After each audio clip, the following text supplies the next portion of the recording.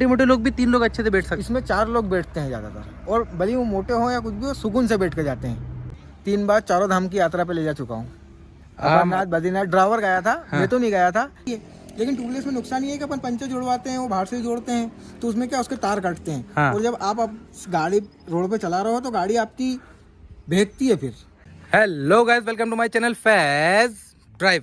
Guys, आज हमारे सामने खड़ी है शेवरलेट की टवेरा, और इस गाड़ी की बात ही अलग है। मतलब एक हिसाब से ये आइकॉनिक गाड़ी है। और हमारे सामने खड़े हैं इरशाद भाई, जो इसके ऑनर है। आज हम इसका ऑनरशिप रिव्यू करने वाले हैं। ऑनरशिप रिव्यू करने से पहले मैं बता दूं आपको कि ये गाड़ी सिर्फ डीजल में आती थी। इसमें 2000 सीसी का इंजन आपको मिलता था, जो 105 bhp की पावर देता था और 263 न्यूटन मीटर का टॉर्क आपको जनरेट करके देता था, और 4 सिलेंडर इंजन था। तो फिर उसकी बात ही अलग है। मतलब इस गाड़ी की एक बात खास जो मुझे लगती है भाई, उस टाइम ये ना 7.5 लाख से शुरू हो जाती थी और 12 लाख में टॉप मॉडल आ जाता था, और अभी तक इतने स्पेस वाली गाड़ी नहीं मिलती है। इरशाद भाई, सही बोल रहा हूँ मैं? नहीं सही। अभी तक जो गाड़ी आती है उतना स्पेस नहीं देती है। अच्छा, ये बताइए, ये गाड़ी आपके पास कब से है? करीबन 8 साल होगा। 8 साल से आप ये गाड़ी चला रहे हैं। तो इरशाद भाई, आज हम जानेंगे 8 साल में आपका एक्सपीरियंस इस गाड़ी को लेके कैसा रहा, और क्या क्या चीज़ें आपने फेस करी, और क्या अच्छा लगता है, क्या बुरा लगता है। और अगर कोई सेकंड हैंड लेना चाहता है तो उसे लेना चाहिए या नहीं लेना चाहिए, ये आप हमें वीडियो में बता देना। सबसे पहले मैं एक चीज़ जानना चाहूँगा भाई, आपको देख के आपकी उम्र इतनी लगती नहीं है, तो आपकी उम्र क्या है? 21 साल। 21 साल है, और जैसा कि आपने बताया 8 साल पहले आपने गाड़ी ली थी, तो उस टाइम आप नाबालिग होंगे। तो ये लाइसेंस तो होगा नहीं आपके पास, तो उस टाइम आप गाड़ी चला लेते थे? नहीं चला था। आप नहीं चलाते थे? कौन चलाता था? पापा चलाते थे। तो ये आप ही के नाम से गाड़ी दूसरे की है, मतलब हम चलाते हैं, लेकिन परमानेंट हमारे पास ही रहती है ये गाड़ी। हमने महीने पे लीज पे ले रखी है इसे। अच्छा, मतलब उनको आप पेमेंट वगैरह करते हो? पेमेंट करते हैं। तो मतलब 8 साल से आप ही के पास है ये। तो सबसे पहले ये बताइए, इसको मतलब इस गाड़ी का मेन यूज़ क्या है आपके पास? ये गाड़ी टूर पे चलती है और बहुत लंबी चलती है। तो अभी तक कितने किलोमीटर आपने चला दी इस गाड़ी को? ये समथिंग 4.5 लाख। 4.5 लाख किलोमीटर? तो 4.5 लाख किलोमीटर आपने ही चलाई ये गाड़ी? मतलब पापा ने और मैं तो अभी चलाने लगा हूँ 2-1 साल से। अच्छा, इसके पहले पापा चलाते थे। तो 4.5 लाख किलोमीटर आपने चला दिए। 4.5 लाख किलोमीटर में सबसे मेन बात मैं जानना चाहूँगा कि इंजन इसका खुला है कि नहीं, इंजन में काम हुआ कि नहीं? बिल्कुल भी नहीं हुआ। इंजन में बिल्कुल काम नहीं हुआ? एक बार बोनट खोल के देख लें अपन इसका, इंजन की क्या कंडीशन है। तो भाई ये देखिए, 4.5 लाख किलोमीटर चलने के बाद इंजन का हाल। जैसा कि इरशाद भाई ने बताया कि इंजन अभी तक नहीं खुला है, तो भाई ये तो काफ़ी हैरानी की बात है। मतलब एक छोटा मोटा काम भी इरशाद भाई इंजन में नहीं हुआ है? बिल्कुल भी नहीं हुआ है। तो इंजन से रिलेटेड आपको कोई प्रॉब्लम ही नहीं हुई इसमें? कुछ भी प्रॉब्लम नहीं है। एक बात और बताता हूँ मैं आपको इसके बारे में। 4.5 लाख चलने के बाद भी ये गाड़ी रोज रनिंग में 150 से 200 किलोमीटर चल रही है। डेली चलती है? डेली चलती है। 200 मतलब 150-200 किलोमीटर? 200 किलोमीटर रनिंग रोज होती है। अच्छा। गाड़ी टूर पे चलती है, लेकिन अभी टूरिस्ट क्या बंद है। हाँ। टूर ज्यादातर बारिश में निकलते हैं। हाँ। तो अभी क्या है, रनिंग इसकी 150 से 200 किलोमीटर रोज है, लेकिन इंजन की तरफ से मुझे कोई प्रॉब्लम नहीं है। मतलब अभी भी आपको कोई प्रॉब्लम नहीं आती? प्रॉब्लम नहीं है। अच्छा, इतनी रनिंग आपकी है और इसका डीजल इंजन है। हाँ। 2000 सीसी का। हाँ। तो माइलेज की अगर अपन बात करें तो आपको एवरेज क्या देती है गाड़ी? माइलेज अगर आप टूरिस्ट पे चलोगे तो आपको 18 का माइलेज आराम से देगी गाड़ी। 18 का माइलेज देती है टूर पे अगर लंबे पे जाते हैं। और जैसे आप सिटी वगैरह में सिटी में इसमें चल रहा है तो 16 का एवरेज आपको 16 का एवरेज देगी ही देगी। 16 का एवरेज देगी। 16 से कम का एवरेज नहीं देगी गाड़ी। अच्छा, और इसके स्पेस के बारे में आपका क्या ख्याल है? अंदर का जो स्पेस है, अंदर का स्पेस आप देख सकते हो, आप कितने ही लंबे जा सकते हो, कितने लंबे, लेकिन आपको बैठक में कोई प्रॉब्लम नहीं है। अच्छा। हाँ। अच्छा, इसमें ना सबसे मेन चीज़ मतलब ज़्यादा सुनने में आती है, जैसे आजकल की गाड़ी आती है ना, तो जो ये बीच वाली रो आती है, इसकी जो चौड़ाई रहती है वो कम रहती है, विड्थ आजकल की गाड़ियों की ज़्यादातर। लेकिन इसमें चौड़ाई इतनी अच्छी है कि इसमें 3 लोग तो बहुत अच्छे से बैठ जाते हैं, और मोटे मोटे लोग भी 3 लोग अच्छे से बैठ सकते हैं। इसमें 4 लोग बैठते हैं ज़्यादातर, और भले वो मोटे हो या कुछ भी हो, सुकून से बैठ के जाते हैं। 4 लोग बहुत अच्छे से 4 लोग बहुत सुकून से बैठते हैं। अच्छा, वैसे एक बात बताइए, आप टूर पे चलाते हो तो आप मैक्सिमम कितने लोग इसमें बिठा लेते हो? टूर पे 10 लोग बिठा लेते हो? 10 लोग कहाँ बिठाते हो इसमें आप? 4 पीछे, 4 बीच में, 2 आगे, ड्राइवर समेत 11 रहते हैं। कंफर्टेबल बैठ जाते हो? हाँ। एक बात और मैं बता दूं आपको, मैं इसको 3 बार चारों धाम की यात्रा पे ले जा चुका हूँ। अमरनाथ, बद्रीनाथ, ड्राइवर गया था। हाँ। मैं तो नहीं गया था, लेकिन चारों धाम की 3 यात्रा लगा चुकी है गाड़ी। तब भी इसमें कोई प्रॉब्लम नहीं आई? कोई प्रॉब्लम नहीं आई। और ये चारों धाम की यात्रा में कितने लोग गए इसमें? कभी 7 गए, कभी 8 गए, और कोई प्रॉब्लम नहीं आई? वहाँ पे अच्छे से चल गई? मतलब ये कह सकते हैं अपन कि ये इंडिया घूमी हुई गाड़ी है। हाँ, ऑल इंडिया घूमी हुई गाड़ी है। ऑल इंडिया घूमी हुई। हाँ। तो आपने भी इसे जैसे चलाया होगा, पहाड़ पे चलाया होगा, कच्चे में चलाया होगा, तो वहाँ पावर वावर की कोई कमी इसमें लगती है? कुछ भी नहीं, बिल्कुल भी नहीं। कोई दिक्कत नहीं लगती आपको? कोई दिक्कत नहीं लगती। अच्छा, इसके मॉडल के बारे में मुझे ज़्यादा पता नहीं है, तो इसमें वैसे कितने मॉडल आते थे? 3 मॉडल। ये वाला कौन सा मॉडल है आपका? ये दूसरा मॉडल है। दूसरा मॉडल है। फर्स्ट था B1, हाँ। ये दूसरा है B2 और तीसरा मॉडल है B3। अच्छा अच्छा, फीचर्स के तौर में इसमें आपको क्या मिल जाता है? मतलब सब चीज़ें मिल जाती है इसमें? Power window? हाँ, पावर विंडो है इसमें, पावर स्टीयरिंग है। B3 जो मॉडल है, हाँ। इसमें पावर विंडो भी नहीं है, पावर स्टीयरिंग भी नहीं है, ये सादी है। मतलब ये वाला जो मॉडल है आपका, हाँ। तो ये सादा मॉडल है? सादा मॉडल तो है। इसमें आपको पावर विंडो नहीं मिलता है? पावर स्टीयरिंग नहीं मिलता। पावर स्टीयरिंग मिलता था? नहीं मिलता है। अच्छा, पावर विंडो और पावर स्टीयरिंग में नहीं मिलता नहीं है? मिलता है। तो अगर जैसे इसमें पावर स्टीयरिंग नहीं है तो हैंडलिंग कैसी लगती है आपको इसकी? मतलब प्रॉब्लम आती है? टाइट लगता है हैंडल? बिल्कुल भी प्रॉब्लम नहीं आती है। बिल्कुल भी कोई दिक्कत आप नहीं? इशारे से काट सकते हो।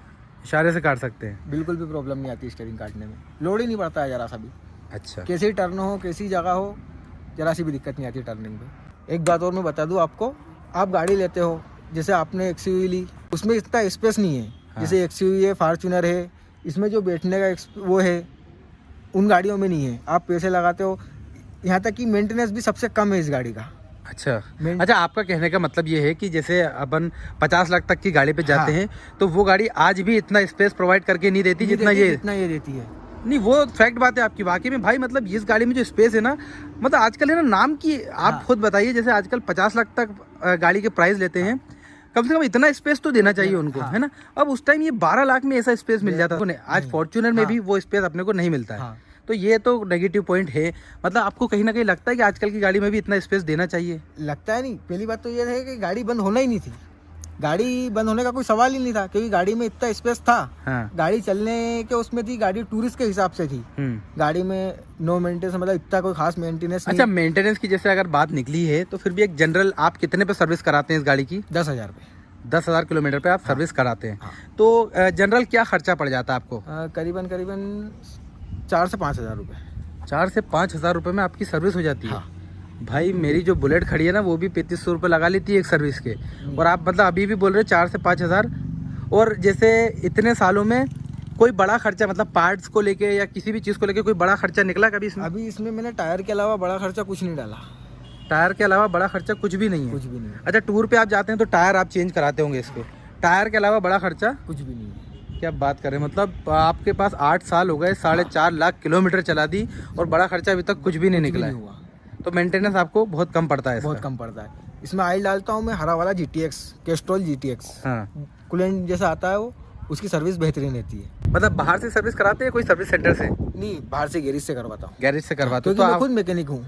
अच्छा। हाँ, तो आपको भी फिर ज्यादा नॉलेज होगा, तो मैं खुद करवा लेता हूँ। हाँ, तो दिक्कत नहीं आती होगी इतनी। अच्छा, एक बात और मैं जानना चाहूंगा, जैसे आप लॉन्ग पे चलाते हैं, सब चीजें हैं, तो इसका सस्पेंशन कैसा लगता है आपको? भाई इसमें आगे सस्पेंसर है, पीछे कबानी है। पीछे कमानी है? अच्छा, वो लोहे की जो आती है। अच्छा, तो उसका कंफर्ट कैसा है दोनों का? मतलब ऐसा कोई वो नहीं है कि आपको कोई उछाटती है, ऐसा कुछ भी नहीं, बहुत कंफर्टेबल। ऐसा कोई दचके वचके भी नहीं लगते हैं, रेगुलर गाड़ी चलती है। तो मेरे हिसाब से तो आजकल जो बुलेरो स्कॉर्पियो आ रही है उससे बेहतरीन है। उससे बेहतरीन है? हाँ। तो ये लोहे की जो कमानी आती है, जैसे शायद मैं दिखा दूँ, शायद इसमें जो लगी हुई है, हाँ ये, तो ये इसमें टूटती भी है ना? ये तो शायद ज़्यादा भाई टूटती है, लेकिन वो इस हिसाब से टूटती है जैसे आपने सवारी ओवरलोड बिठा ली, उसके बाद आप अनसन गाड़ी चला रहे हो, गड्ढे में कूदा रहे हो। मैं गाड़ी टूर पे से लेके आता हूँ तो गाड़ी कबानी खुलवा के दोनों कबानी में एक बार दम दिलवाता हूँ। अच्छा, ये दम दिलवाना क्या होता है? मतलब पत्ते सीधे हो जाते हैं, बाई चांस के वो हो जाता है। उसको रिपेयर टाइप करा, मतलब गाड़ी टूटती नहीं है, आप उसको सही करा लेते हो? तो मैं उसको टूटने से पहले ही बूचिंग करवा लेता हूँ उसकी कबानी की, और अंदर के बुट डलवा लेता हूँ। तो अभी तक इतने सालों में एक बार भी ऐसा हुआ है कि उसकी कबानी टूट गई हो? बिल्कुल भी कबानी नहीं टूटी। हाँ, हाइट बोल्ट अलबत्त इन गाड़ियों का बहुत जल्दी टूटता है। हाइट बोल्ट क्या होता है? हाइट बोल्ट इनमें आगे हाइट बोल्ट दिया है, जो हाइट उठती है, हाँ, वो हाइट बोल्ट से उठती है। अच्छा, वो हाइट बोल्ट का ऐसा रहता है, आपने अगर ध्यान नहीं दिया तो दचके में सिर्फ ये रहता है कि आप हाइट बोल्ट तोड़ लोगे तो गाड़ी नीचे जाके टिक जाती है। अच्छा, तो आपके साथ ऐसा हुआ है? हाँ, हो चुका है। कितनी बार हो चुका है? एक ही बार हुआ। अच्छा, एक ही बार हुआ। हाँ। तो उसमें क्या खर्चा बैठता है? उसमें ये है कि 200 रुपये का हाइट बोल्ट आता है और आप ही डाल लो जेक चढ़ा के। अरे वाह यार, मतलब इसकी सारी चीज़ें सस्ती भी आ जाती हैं। हाँ। अच्छा, अब दूसरी एक मेन चीज़ जो आती है, अब जैसे गाड़ी की तो आपने खूब तारीफ कर दी, लेकिन अब ये तो कंपनी तो इंडिया में बंद हो गई है ना? अब आप बाहर से सर्विस भी करा लेते हो इसकी। हाँ। लेकिन जैसे कोई पार्ट्स, अगर जैसे कोई पार्ट है वो आपको रिप्लेस कराना हो, या कोई बड़ा पार्ट डैमेज हो गया, तो वो कैसे मिलता है आपको? आसानी से मिल जाता है? आसानी से मिल जाता है। नहीं तो वो मैकेनिक ही अवेलेबल करा के दे देता है, या फिर आपको ढूंढना पड़ता है? नहीं, वो तो हम खुद ले आते हैं जाके। क्योंकि उसमें मसला क्या है, हमारी लाइन बनी हुई है। जैसे हम सारे ड्राइवर हैं, हमारे पास जितनों के पास भी टवेरा है, हमारी सारी लाइन जुड़ी हुई है। अच्छा, तो हम आपस में ट्राई कर लेते हैं, तो हमें पता चल जाता है किसके पास क्या मिलेगा, किसके पास क्या नहीं मिलेगा, उस हिसाब से हम सामान ले लेते हैं।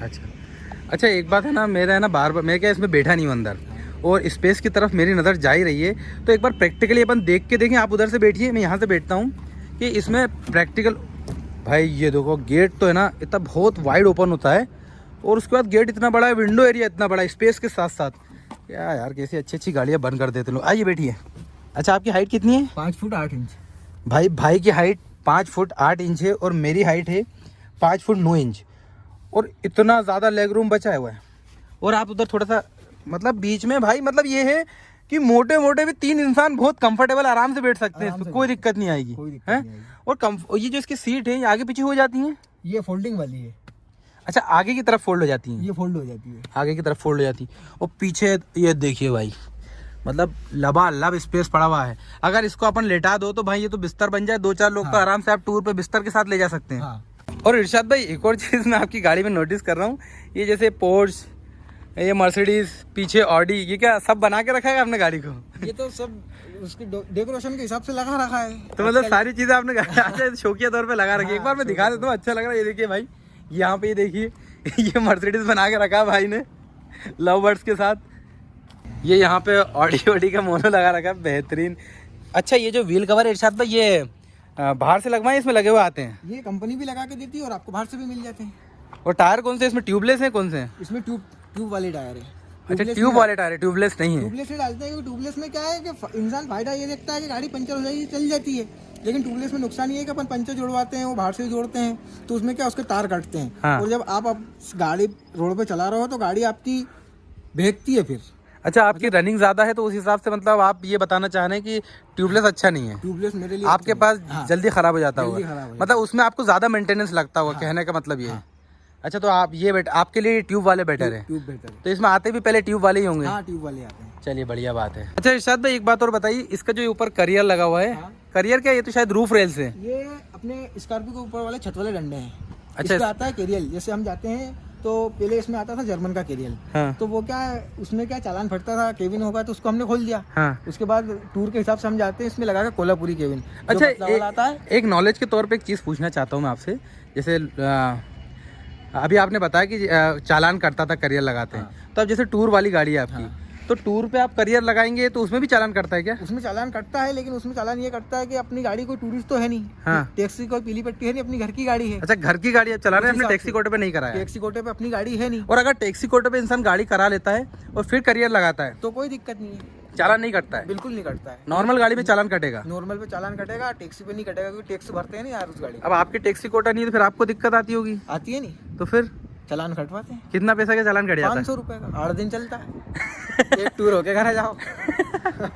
मतलब 500 रुपये इस चालान में लग जाता। अच्छा जो करियर आप लगाते हो ऊपर, उसमें कितना वेट रख लेते हो आप? उसमें करीबन वेट तो तोल के नहीं देखा, लेकिन ये फिर भी 8 से 10 बैग बन जाते हैं बड़ी साइज में। बड़े साइज में 8 से 10 बैग, मतलब तोल के आपने नहीं देखा, फिर भी अच्छा खासा वेट हो जाता होगा। तो भाई ये काफ़ी, छत देख लें एक बार इसकी अपन। और रे भाई वाकई में मतलब इस छत की जो बिल्ड क्वालिटी है ना, मतलब आपको ऐसे समझ में नहीं आ रही होगी, लेकिन ये तो प्योर लोहा है यार।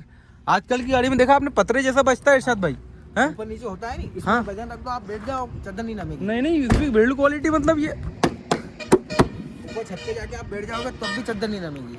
एक बार बैठ के दिखाएंगे क्या? बिल्कुल चलिए। आपका वेट कितना है बताओ, आपके अंदर वजन कितना है? 51 किलो। 51 किलो। एक बार आप चढ़ के बताइए इस पे।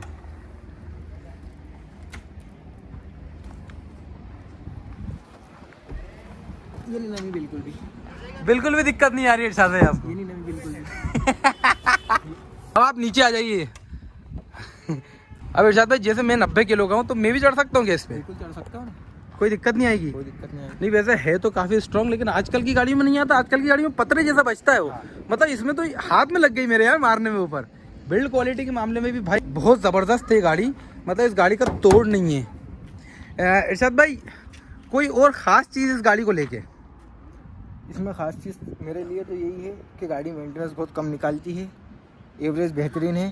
टूरिस्ट पे चले जाओ आप, एक व्यक्ति अगर चले जाओगे तो जैसे ड्राइवर अगर एक जाता है, क्या करते हैं, कोई सी दूसरी गाड़ी लेके जाते हैं तो 2 ड्राइवर जाते हैं। हाँ।